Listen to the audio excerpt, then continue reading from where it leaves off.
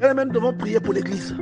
Nous devons prier pour nos bien-aimés à travers le monde, toutes les personnes qui prient, toutes les personnes qui aiment le Seigneur, mais qui sont entrées dans une spirale, dans une bulle. Mais ils ne sont même pas conscients qu'ils sont entrés dans une bulle. Vous voyez? Et comme je vous le disais tout à l'heure, aujourd'hui, dans l'Église, les chrétiens recherchent le spectacle plutôt que la bonne nouvelle. Ils recherchent le spectacle plutôt que la nouvelle naissance. Ils recherchent la bénédiction qui rend riche, la bénédiction qui donne les biens matériels, plutôt que celle qui sauve l'âme. C'est la même vanité que vous retrouvez sur les réseaux sociaux. C'est exactement, c'est comme si c'est des frères siamois, ou c'est comme si c'est l'un et le clone de l'autre. Vous voyez? Et aujourd'hui, dans les églises, les auteurs de faux miracles, leurs églises sont remplies plus que les églises là où les gens prêchent la parole en vérité. Vous voyez? Et les chrétiens qui y vont savent pertinemment que ce sont des faux miracles, qu'il y a un esprit de divination, mais ils y vont quand même parce que l'église est belle, parce que la chorale chante bien, parce que les fidèles s'habillent incroyablement bien, parce que le pasteur est beau, parce que le pasteur parle bien, parce que le pasteur est charismatique. Bien aimé, ce sont des morgues spirituelles. Il y a un esprit de séduction là-bas. C'est un évangile sucré. Tu vas attraper le diabète spirituel. Et la Bible t'avertit. La Bible t'avertit. Va lire la Bible. Vous voyez? Et voyez quand vous voyez ces choses-là, vous voyez comment ces gens-là, des centaines de personnes réunies en train de célébrer Dieu, alors qu'ils sont remplis de l'impudicité, à commencer par le pasteur jusqu'au dernier fidèle. Bien aimé, ça fait penser à la beauté de certains cadavres avant l'enterrement. Ça fait penser à la beauté de certaines morts ou de certains cercueils, bien aimés dans le Seigneur. Vous voyez? Bien aimé, réveillez-vous. Parce que la beauté qu'on fait aux cadavres ne les ramène pas à la vie. C'est pour les préparer seulement à aller dans le trou 6 pieds sur terre, 6 pieds sous terre. Et vous aussi, c'est le risque que vous courez en ce moment. Vous voyez? Donc, bien aimé dans le Seigneur, vraiment, réveillez-vous, quel que soit ce que vous traversez aujourd'hui, ouvrez les yeux, chassez cet esprit de séduction. La Bible dit, dans 1 Timothée chapitre 4, verset 1, mais l'Esprit dit expressément que dans les derniers jours, dans les derniers temps, quelques-uns abandonneront la foi pour s'attacher à des esprits séducteurs. C'est-à-dire que c'est ce que nous sommes en train de voir aujourd'hui. C'est quelqu'un qui ne sait même plus, il n'a plus aucune objectivité. Lui, sa vie, son rôle, quand il se lève le matin, c'est les réseaux sociaux, c'est pour publier des futilités, c'est pour s'exposer, exposer sa vie, exposer ses enfants, exposer son foyer. Bien-aimé dans le Seigneur, réveillez-vous. Et il y a des gens, des chrétiens parfois, au lieu de suivre la parole, au lieu d'aller là où la parole peut l'aider à naître de nouveau, peut le conduire vers la transformation, vers la repentance, il va aller là où on ressuscite les morts. Il sait que ce sont des faux miracles, mais c'est là-bas qu'il ira. Là où on va lui extorquer de l'argent, c'est là-bas qu'il ira. La Bible dit que quelques-uns abandonneront la foi pour s'attacher à des esprits séducteurs. Ces esprits-là ne viennent pas de Dieu, bien aimé dans le Seigneur. Vous voyez, ça ne vient pas de Dieu. Lisez la parole de Dieu. Même dans le noir, vous serez comme si vous avez porté des lunettes infrarouges. Vous voyez? Si on était arrivé au ciel et que Dieu, et qu'on n'avait pas connu les réseaux sociaux, ceux par exemple qui sont morts avant les réseaux sociaux, que Dieu leur dit, regardez ce que j'avais prévu pour l'humanité, et voilà cette arme de propagande. Comme vous voyez les grands prédicateurs comme les John Wesley, des grands prédicateurs comme l'apôtre Paul, quand Dieu lui dit, mais regarde, Paul c'est sûr qu'il se dit, mais si à mon époque il y avait ce truc-là, mais je pense que tous les êtres vivants seraient chrétiens. Vous voyez, regardez l'opportunité que Dieu nous donne. Dieu nous a donné une arme de propagande massive. Qu'est-ce que nous faisons de cette arme? Oui, des chrétiens, oh Jésus, oh Alléluia, quand il est dans l'église, dès qu'il sort, il va publier des futilités. Oui, vous ne savez même pas comment atteindre les autres, alors que vous avez une arme puissante à votre disposition. Vous avez une arme qui peut transformer la vie de milliers de personnes. Mais qu'est-ce que vous en faites? On vous donne une arme puissante comme ça, d'une valeur inestimable. Vous passez votre temps à publier votre vie. Est-ce que vous trouvez que vous êtes intelligent? Vous passez votre temps à publier votre vie, à publier des photos de vous, la tête penchée à gauche, vous publiez une autre photo, la même photo seulement mais la tête légèrement penchée à droite, vous publiez la même photo, vous avez sorti les lèvres, je ne sais pas comment sortir les filles qui font ça, vous mettez les lèvres comme si vous faites un bisou, ça va pas. C'est un esprit de séduction qui s'est emparé même des gens qui sont dans l'église. Vous voyez? Et vous ne voyez pas la pertinence de ce que la technologie a mis devant nous. Ouais, quand je dis nous, je parle de tous ceux qui espèrent un jour aller rencontrer le Seigneur, selon 1 Thessaloniciens chapitre 4, verset 11. Tu vois, tous ceux qui espèrent ça, vous devez vous mettre à l'œuvre. Je ne vous dis pas que tous vous devez être prédicateurs. Je ne dis pas que tous vous devez aller gagner des âmes. Mais je dis que vous devez être parmi ceux qui qui se distinguent par leur partage et que ces partages-là conscientisent les gens. C'est ce que je suis en train de vous dire. Bien-aimés, réveillez-vous. Parce que certaines personnes à votre place se seraient illustrées différemment. Et c'est peut-être ça que Dieu attend que vous fassiez. Et c'est peut-être pour ça que vous écoutez cette parole aujourd'hui. Il y a des gens que nous connaissons qui ont fait des faux miracles, qui ont divorcé de leurs femmes, qui se sont remariés, des hommes de Dieu puissants, célèbres, que nous connaissons, qui ont détourné l'argent de l'église. Tout le monde sait ça. Tout le monde le sait. Mais ils sont tellement dans cet esprit de séduction que même ceux qui le savent refusent d'ouvrir les yeux. Vous voyez, nous devons prier pour avoir le discernement. La Bible dit que si un homme de Dieu t'annonce un signe, que tu vois ce signe s'accomplir, mais que si malgré tout, il fait des choses qui te poussent à te détourner de Dieu, tu ne dois plus respecter cet homme de Dieu-là. Tu ne dois plus respecter ce prophète ou ce songeur. C'est ce que la Bible déclare. Mais nous avons des gens tellement sous la domination de l'esprit de séduction, et parce qu'ils sont eux-mêmes aussi possédés par cet esprit. Vous voyez que ces gens-là, ils sont là dans des fausses églises ou encore dans les réseaux sociaux, en train de faire la propagande du faux. Vous voyez les corbillards VIP pour conduire les gens qui ont de l'argent, conduire les cadavres qui furent riches et célèbres. C'est comme s'il y a une différence. C'est comme si le trou dans lequel on va le déposer, ou comme si on le met dans ce corbillard, il va se réveiller. Vous voyez, c'est comme certains hommes de Dieu qui mènent qui ont l'attention de tout le monde, qui sont adulés, mais qui sont dans le faux. Dieu sait que vous êtes dans le faux et Dieu sait que vous êtes en train de partir lentement et sûrement, même si c'est dans un beau corbillard, mais vous allez vers le trou, 6 pieds sur terre. Vous voyez, 6 pieds sous terre. Dieu le sait. Vous voyez, donc nous devons nous réveiller, bien-aimés dans le Seigneur. Souvenez-vous que quel que soit le traitement de faveur que l'on offre à un mort, son ultime destination, c'est sa tombe. Vous voyez. Donc, bien aimé, ouvrez les yeux, réveillez-vous et renoncez à toutes ces choses. Parce que ces choses-là n'honorent pas Dieu. Arrêtez avec cet esprit de séduction à cause duquel certaines personnes tombent dans des jalousies sans tête ni queue. Certaines personnes se font violer sans raison apparente, simplement parce qu'on est dans un esprit de séduction et de dépendance face aux réseaux sociaux. Devenant des personnes utiles, aidant les autres à être délivrés des abominations ou encore de l'ignorance. C'est à ça que Dieu nous a appelés. Même côté festif et vaniteux que vous retrouvez sur les réseaux sociaux chez certains chrétiens, c'est le même côté festif et vaniteux que vous retrouvez parfois dans des églises que ces chrétiens-là fréquentent. Vous voyez? Et aujourd'hui, il y a des gens qui, quand ils arrivent dans une église où la parole de Dieu, la parole vivante, la parole qui édifie, la parole qui peut délivrer une vie, cette parole est prêchée dans la vérité. Vous allez voir que ce chrétien-là, le lendemain, il ne reviendra pas. Mais quand il va là où il sait que là-bas, en fait, il y a des faux miracles.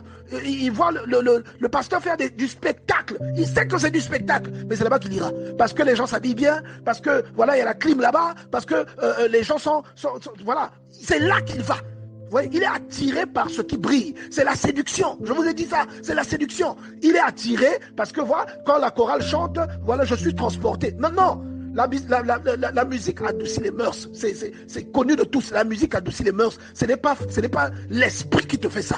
C'est parce que la musique, il y a même des musiques que l'on nomme musique du monde. Quand tu écoutes la note ou la gamme dans laquelle la musique est jouée, ça te rend triste, ça te crée une émotion. Donc, qu'est-ce que tu veux me faire croire? Oui, il y a des gens qui vont, seulement parce que là-bas, il y a plusieurs membres d'église, ils vont aller là-bas, alors que, bien aimé, ce sont des morgues ambulantes. C'est l'antichambre. Les gens qui sont là-bas sont en train de se préparer à aller en enfer. C'est comme ce que je vous disais ce matin, quand je vous ai parlé de la morgue. Un cadavre dans la morgue, il est bien, il est au frais, il est bien. On lui fait le soin des ongles, des mains et des pieds, on l'arrange bien, on le parfume. Mais il ne sait pas que bientôt il va aller sous terre. On va l'enterrer. Vous voyez, on le met dans un très beau cercueil. Il y a des gens comme ça, des églises qui sont des cercueils. Et les gens vont dans ces églises, ils ne savent pas qu'ils sont en train de se préparer pour aller devenir la bouffe pour les asticots. Parce qu'ils sont dans la séduction. Vous voyez, il y a même des hommes de Dieu qui sont séduits, qui donnent des postes et des titres à des personnes qui ne méritent pas ces postes-là, à des personnes qui ne confessent pas le nom de Jésus, qui ne craignent pas le Seigneur, mais parce qu'ils ont de l'argent. Vous voyez, c'est comme un peu ce que vous voyez avec les cercueils américains. Un beau cercueil, mais on va enterrer ce cercueil sous terre. S'il est beau ou pas, à quoi cela sert-il? Vous voyez, et c'est comme certaines positions que certaines personnes occupent dans les églises. Bien aimés, sortez de ce type d'esprit. Sortez, fouillez la séduction, bien aimés. L'une des armes les plus puissantes du diable. Je répète, l'une des armes les plus puissantes du diable, c'est la séduction. Et le diable opère beaucoup dans la séduction. Vous allez remarquer que la plupart des choses qui sont contre la morale sont très attractives C'est souvent des choses qui attirent. Vous voyez ça même dans l'histoire d'Adam et Ève. Ce que Dieu interdit, c'est ce qui attire. Et ce que Dieu, par exemple, dans la morale, dans la loi ou dans les commandements, nous interdit, c'est seulement aussi ce que les gens aiment. Vous voyez, bien aimé, même les gens qui sont dans la séduction, avec ces histoires de réseaux sociaux, qui se sentent toujours obligés d'aller poster une photo où ils se trouvent très belles ou très beaux. Bien aimé, les gens qui font ça, vous savez vous-même c'est qui votre Père. Je dis et je répète, toi qui crois en Dieu, il faut que les gens arrivent à noter une différence dans la façon dont tu t'illustres dans les réseaux sociaux comparativement à quelqu'un qui ne croit pas en Dieu et qui est sur les réseaux sociaux. Il faut qu'il y ait une différence, même si cette personne a des valeurs, mais si elle ne croit pas en Dieu et que toi tu crois en Dieu, il faut que les gens remarquent cette différence. Vous comprenez? La Bible dit, telles sont les actions d'un homme, tel est son cœur. Ce que vous illustrez, c'est ce que vous êtes. Donc ne dites pas que non, là-bas c'est les réseaux sociaux, moi j'illustre ma prière. Non, ce que vous illustrez, c'est ce que vous êtes. C'est ce que la Bible dit. Il faut qu'on sente une différence entre toi qui crois en Dieu, qui prie avec les valeurs que tu as dans tes publications, dans la façon dont tu orientes tes publications, dans la façon dont tu fais tes échanges, que tu t'illustres sur les réseaux sociaux avec quelqu'un même qui a des valeurs, mais qui ne croit pas en Dieu. On doit noter cette différence-là. Si on ne note pas cette différence, tu es en danger. Si lui publie des futilités, tu publies des futilités, tu es en danger autant que lui. Vous voyez, vous prendrez le même bus pour aller en enfer ensemble. Si lui, il publie des photos où il montre son popotin et que toi aussi, enfant de Dieu, publie une photo volontairement, jean serré, pantalon serré, tu montres le popotin, ça veut dire qu'il n'y a aucune différence entre vous. Quel est le but pour lequel tu fais ça? Quel est le but pour lequel tu publies ces choses? Comprenez? Ce n'est pas mauvais. On a tous une page Facebook. On a tous les réseaux sociaux. On est tous sur les réseaux sociaux, pardon. Mais la différence vient de comment nous utilisons. Comment chacun utilise sa page. Qu'est-ce que chacun publie sur sa page? On n'est pas en train de dire que les réseaux sociaux c'est mauvais. On est seulement en train de dire qu'un enfant de Dieu doit utiliser les réseaux sociaux d'une autre manière. Les réseaux sociaux c'est comme un couteau. Tu peux tuer avec comme tu peux préparer avec. À toi de choisir ce que tu fais. Mais les réseaux sociaux, et ça beaucoup de chrétiens semblent l'oublier. Les réseaux sociaux sont comme une fenêtre qui donne droit accès à votre chambre. Les réseaux sociaux. Ça montre votre intimité. Vous comprenez? Vous devez faire attention à ce que vous publiez. Vous devez faire attention à ce que vous montrez aux gens. Il y a beaucoup de chrétiens qui confondent leur page Facebook, Twitter et Instagram, etc. avec une télévision, avec une série télévisée. Tous les jours, ils sont en train d'illustrer des choses comme si quelqu'un venait suivre un autre épisode de l'histoire de sa vie. Vous êtes à la pêche, vous publiez. Vous êtes en train de faire du sport, vous publiez. Vous êtes en train de manger, vous publiez. C'est quel esprit? Remettez-vous en question, bien-aimés. Soyez délivrés de ça. Vous voyez? C'est à un point que même, il y a des gens qui croient que, c'est-à-dire, ils croient en Dieu, mais il y a normalement, quelqu'un qui croit en Dieu, il y a des choses qu'il ne peut pas poster. Vous voyez? Il y a des gens qui postent même des photos, il est allongé sur le lit. Il y a des gens qui postent des photos dans un accoutrement, vraiment, je ne sais même pas comment qualifier ça. Un accoutrement indécent. Mais vous postez ça pour qui? Vous voyez? Vous oubliez que c'est tout le monde a accès à ce que vous postez. Vous voyez? Allez regarder votre page Facebook. Allez regarder ce que vous postez. Et jugez vous-même à quel niveau vous vous trouvez. Remettez-vous en question. Vous comprenez? Remettez-vous en question.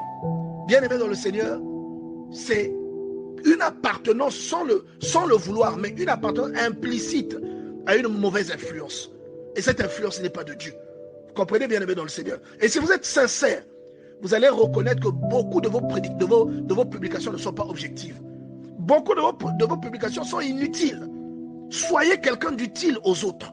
Soyez quelqu'un qui peut aider les autres à ouvrir les yeux. Répondez quelque chose qui peut délivrer des consciences. Si tu as des convictions, tu seras d'accord avec moi que les réseaux sociaux sont une arme puissante, une illustration, une opportunité immense donnée à des personnes qui ont des convictions, à des personnes qui ont la passion de quelque chose, pour faire l'apologie de cette passion-là. Vous voyez? Donc si toi tu as des convictions, tu crois en Dieu, mais c'est une chance parce que la Bible dit, faites de toutes les nations des disciples. On ne dit pas que forcément c'est toi qui dois prêcher. voyez, il y a des choses il y a des gens qui ont été touchés et convertis par des gens qui ont servi d'intermédiaire. Moi, je sers d'intermédiaire, mais ce n'est pas ma parole qui te touche. C'est la parole de quelqu'un d'autre parce que je t'ai fait écouter, je t'ai donné accès à une parole. Vous voyez, il y a des gens qui ont connu Dieu derrière un intermédiaire. Vous voyez, et les réseaux sociaux sont une opportunité. Je ne dis pas que vous devez forcément publier seulement les choses de Dieu, sinon ça devient de l'extrémisme. Mais je suis en train de dire que ce que vous publiez, ça doit être des choses de valeur, des choses qui éduquent, des choses qui illustrent des valeurs, des choses qui aident les gens à changer, à muer, des choses qui aident les gens à devenir des personnes beaucoup plus intelligentes, beaucoup plus objectives, les choses qui vous aident à bonifier les gens. Vous comprenez? Vous devez bonifier les gens grâce aux réseaux sociaux. Briser les chaînes des personnes qui sont enfermées grâce aux réseaux sociaux. Il y a beaucoup de gens qui sont délivrés grâce à ce que certaines personnes font sur les réseaux sociaux. Vous voyez, il y a des conscientisateurs sur les réseaux sociaux qui utilisent cette propagation de masse pour toucher les âmes qui étaient égarées. Il y a des gens qui sont détournés du banditisme, pas par un prédicateur, mais par un conscientiseur qui sait comment utiliser sa page de réseaux sociaux. Vous voyez, donc bien aimé, faites attention. Remettez-vous en question. Vous êtes là en train de publier vos photos à longueur de journée, vous prenez pour des stars. Remettez-vous en question, bien-aimés dans le Seigneur.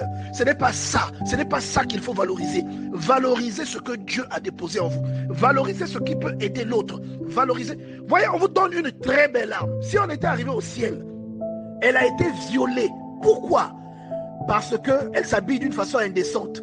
Et elle prend ces photos-là, elle les publie sur les réseaux sociaux. Ou même dans les vidéos qui sont diffusées à grande échelle. Dans les vidéos des médias qui passent à la télé. Elle s'habille mal.